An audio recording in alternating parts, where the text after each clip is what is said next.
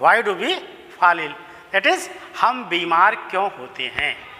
सबसे पहले जानने से पहले कि हम बीमार क्यों होते हैं, हमें जानना पड़ेगा कि हम स्वस्थ क्या है, दैट इज हेल्थ क्या है। व्हाट इज हेल्थ, पहले हम जाने कि स्वास्थ्य क्या है, हेल्थ किसे कहते हैं, फिर हम जानेंगे कि बीमार क्यों है। तो हेल्थ की एग्जैक्ट डिफिनीशन, ऐसा नहीं कि हमें जो सर्दी नहीं है, जुकाम नहीं है, बुखार नहीं है तो हम बीमार नहीं हैं। हेल्थ की जो WHO के अकॉर्डिंग डिफिनीशन है वो बेटा क्या होती है, health is defined as state of complete physical, mental and social wellbeings and not merely the absence of disease. इतना ही नहीं कि बीमारी नहीं, हम स्वस्थ हैं, and infirmity, that is health is defined as physical, mental and social wellbeings and not merely absence of disease और इन्फर्मिटी। तो हेल्थ की डिफिनीशन आपकी हो गई, हमें क्या है, दिमागी रूप से स्वस्थ हों, शारीरिक रूप से स्वस्थ हों और सामाजिक रूप से स्वस्थ हों। अगर कोई बेटा दिमाग से स्वस्थ नहीं है, उसकी सोच गलत है, तो वो स्वस्थ नहीं कहा जा सकता है। जानते हो, ऐसा नहीं बुखार नहीं है तो हम स्वस्थ हैं, नहीं, हमें मानसिक रूप से भी स्वस्थ होना आवश्यक है। दूसरा होता है शारीरिक, शारीरिक में शरीर में कहीं दर्द है, भले सर्दी जुकाम नहीं है, कहीं पेन हो रहा है तो बीमार है। यानी any uneasiness feeling from the harmonious way of life is called as disease. Next disease तो सोशल फीलिंग्स, जिसकी समाज में कोई प्रतिष्ठा ना हो, समाज में कोई मान्यता ना हो, समाज से बहिष्कृत व्यक्ति हो, अपराधी हो, तो वो भी मानसिक रूप से, वो भी सामाजिक रूप से स्वस्थ नहीं है। सड़क पे कचरा फेंकता है तो भी स्वस्थ नहीं है क्योंकि उसकी मानसिकता खराब है। इसका मतलब WHO की डिफिनीशन क्या कहती है, according to the WHO physical, mental and social wellbeing persons is called as healthy person. तो बेटा हेल्थ तो सब लोग जान गए कि हेल्थ होता क्या है, तो इसके अकॉर्डिंग हमें देखना पड़ेगा कि how we maintain our good health. तो गुड हेल्थ मेंटेन करने के लिए हमारे पास these are 5 things which maintains our good health. First is the clean environment, वातावरण साफ होना चाहिए, जहाँ हम रहते हो वहाँ क्लीननेस हो, चाहे वो सामाजिक बुराई हो, चाहे वो गंदगी हो इन्वायरमेंट की, जैसे एयर, वाटर, हर चीज़ का पोल्यूशन है तो पोल्यूशन फ्री हो। पोल्यूशन फ्री के साथ साथ में हेल्दी इन्वायरमेंट होना चाहिए। हेल्दी इन्वायरमेंट यानी कि आस पास आपके बुरे व्यक्ति भी ना हो। आपने रामायण में देखा होगा, महिमा घटी समुद्र की, रावण बचा परोश। समुद्र की महिमा घट गई थी, समुद्र को रास्ता देना पड़ा, समुद्र में पुल बनवाना पड़ा। तो आस पास के इन्वायरमेंट का बहुत ज़्यादा असर पड़ता है। कहा गया है कि जिस प्रकार से जिससे संगत में बैठोगे, रहीमदास जी का जैसी संगत बैठिए तासोई फल दीन, तो संगत का असर बहुत ज़्यादा होता है। रामचरितमानस में भी कहा गया है। तो संगत इन्वायरमेंट जहाँ हम रहते हैं उसका स्वस्थ होना बहुत आवश्यक है। बेटा अगर पोल्यूशन है तो जानते हो पोल्यूशन से तमाम प्रकार की बीमारियाँ, bacterial disease, viral disease, fungal disease, बहुत सारी डिजीज़ हो जाएंगी। अगर एयर पोल्यूशन है तो रेस्पिरेटरी ट्रैक की डिजीज़ हो जाएगी। अगर आपका साउंड पोल्यूशन है तो आपका ब्लड प्रेशर हाई हो जाएगा, स्ट्रेस हो जाएगा, आप हार्ट के मरीज बन जाओगे, कान से बहरे हो जाओगे। तो बहुत सारी बीमारियां तुम जानते हो इन्वायरमेंट से फैलती है। Next thing is the exercise. अब बेटा अगर एक्सरसाइज नहीं करोगे रेगुलर तो शरीर में क्या होगा, फैट का डिपोजिशन हो जाएगा, अनइजीनेस भी करोगे, बॉडी हेल्दी नहीं भी कर। तो to burn the fat and maintain the good life exercise is must. आज जानते हो योगा पूरे विश्व में योगा दिवस मनाया जाता है, पूरा विश्व योग कर रहा है। क्यों? क्योंकि स्वस्थ होने के लिए एक्सरसाइज का होना बहुत आवश्यक है। Next is the balance diet. तो बैलेंस डाइट क्या होती है? टू टेक, जानते हो हमारे न्यूट्रिशन में कार्बोहाइड्रेट, फैट्स, मिनरल्स, विटामिन्स, प्रोफेस, तमाम प्रकार की चीज़ होती है जो हमारे भोजन को बैलेंस बनाती हैं। अर्थात प्रत्येक की एक प्रॉपर वे में आवश्यकता होती है लेने की, according to the need of life.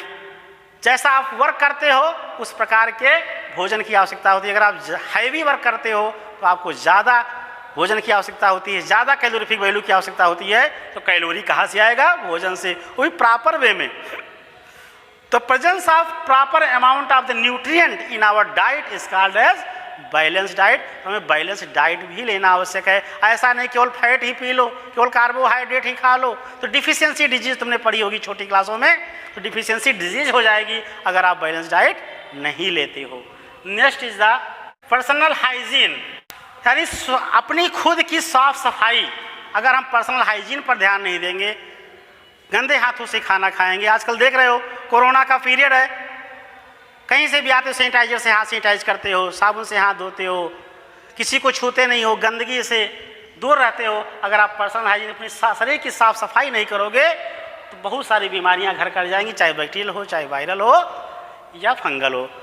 तुम जानते हो कि personal hygiene is the must to maintain our good health. And next is the positive attitude and cheerfulness. हमेशा पॉजिटिव एटीट्यूड रखना चाहिए, हमें हमेशा पॉजिटिव थिंकिंग रखना चाहिए। अगर हम नेगेटिव सोचेंगे, जैसे सोचेंगे, कई लोग ओवर सेंसिटिवनेस होते हैं, जैसे बाहर निकलूंगा मैं बीमार पड़ जाऊँ, छुप करके बैठा है।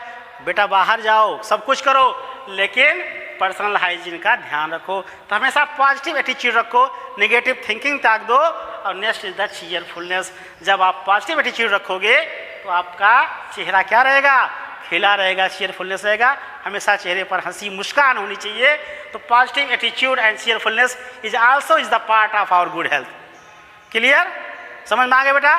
तो पॉजिटिव एटीट्यूड रखना भी बहुत आवश्यक है। हमेशा नेगेटिव थिंकिंग त्याग देना है कि हमें ऐसा हो जाएगा, हमें वैसा हो जाएगा। और नेक्स्ट इज द चीयरफुलनेस, हमेशा मुस्कान चेहरे पर होनी चाहिए। ये आपके स्वास्थ्य के लिए प्रमुख लक्षण है। ये 5 थिंग्स हैं: clean environment, exercise, balance diet, personal hygiene and positive attitude and cheerfulness. जब सब कुछ रहेगा तो चीयरफुलनेस अपने आप आ जाएगा। Next is the matters for health. हमें हेल्थ के लिए क्या क्या मैटर है, क्या क्या होना चाहिए। ऐसा नहीं कि पर्सनल इंडिविजुअल ही, हम पर्सनली तो बहुत फिट हैं, हमें कोई बीमारी नहीं है, हम बिल्कुल सोशल, मेंटल, फिजिकल सब कुछ ठीक ठाक है, लेकिन कम्युनिटी इशू, अगर कम्युनिटी हमारी खराब है, जहाँ हम रहते हैं आसपास का वातावरण, समाज खराब है, तो मैं अपने हेल्थ को मेंटेन नहीं कर पाऊँगा। तो पर्सनल हाइजीन के साथ साथ पर्सनल इंडिविजुअल हेल्थ के साथ साथ हमें कम्युनिटी इशू भी आवश्यक है। कम्युनिटी भी को सोचना है, यानी किसी भी हेल्थ के लिए दोनों चीज़ both are needed, it is personal और individual health and community issues. Conditions for good health providing our environment. हमें क्या क्या चाहिए कि हमें अच्छा एनवायरनमेंट मिले। पर्सनल तो हम अपने आप कर लेंगे। पहला है पीसफुल एनवायरनमेंट, शांत वातावरण चाहिए, किसी भी प्रकार के प्रदूषण से, किसी प्रकार के दोष रोग से मुक्त होना चाहिए, शांत होना चाहिए। यानी social and equality, social equality जहाँ पर सामाजिक समानता होनी चाहिए, एंड हार्मोनी इन कम्युनिटीज़, और समुदायों के बीच में हारमोनियस वे, अर्थात सब में मेल मिलाप होना आवश्यक है। ऐसा नहीं पड़ोसी से तुम्हारा झगड़ा होता रहे, ऐसा नहीं होना चाहिए। Next is the opportunity to earn money for conditional life, for comfortable life. अगर हमें आरामदायक जीवन जीना है बेटा, बैलेंस डाइट लेना है, सब कुछ करना है, इसके लिए क्या चाहिए बेटा? मनी चाहिए। और मनी किसके लिए आएगा? सबके लिए अवसर, अपॉर्चुनिटीज टू अर्न मनी। प्रत्येक समाज के प्रत्येक व्यक्ति को धन कमाने का मौका मिलना चाहिए, अवसर मिलना चाहिए। And second is the maintenance of proper drainage and sewage system.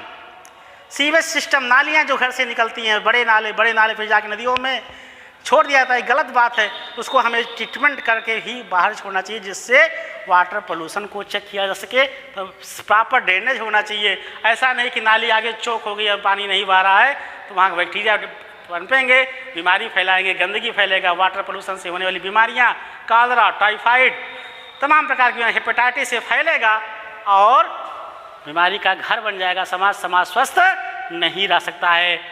तुम जानते हो कहीं कहीं चले जाओ, पूरे नालियाँ चौक ले लिया है, पूरा सड़क पे पानी बह रहा है, तो सड़क भी साफ लाई आप क्लीन ड्रिंकिंग वाटर।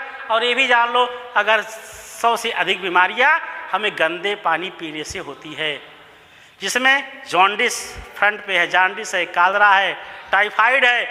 तो जिसको भी देखो उसको टाइफाइड फीवर हो जाता है। तो किसके लिए? हमें सेफ वाटर पीना चाहिए, साफ वाटर पीना चाहिए। इसके लिए प्रॉपर आवश्यक है कि सप्लाई पानी की सही होनी चाहिए। ये भी समाज सामुदायिक है।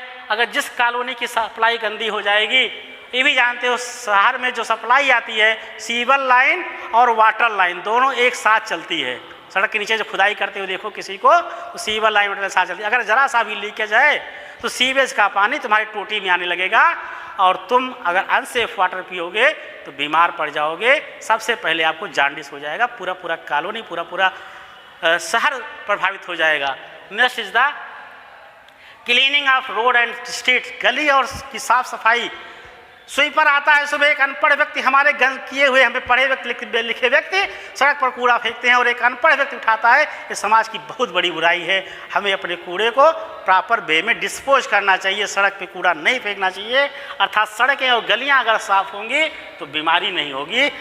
Next is the collection and disposal of garbage and other domestic waste. घर से जो कचरा निकले उसको किसी कूड़ेदान में, घर में गार्बेज डस्टबिन में रखिए और उसको एक जगह जा करके डिस्पोज करिए, जमीन नीचे गाड़ दीजिए। जैसा भी हो, प्लास्टिक को हो तो उसको निकाल करके बेच दीजिए कबाड़ वाले में, जिससे उसका पोल्यूशन ना फैले, क्योंकि ये नॉन बायोडिग्रेडेबल होता है।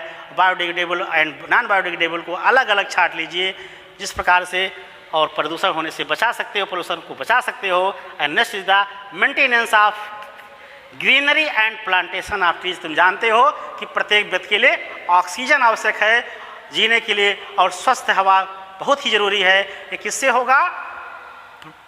पौधों से आएगा, प्लांट से आएगा। इसलिए ग्रीनरी आवश्यक है, अर्थात समाज को हरा भरा रखना आवश्यक है। इसके लिए प्लांटेशन ऑफ ट्रीज, हमें वृक्ष को लगाना पड़ेगा।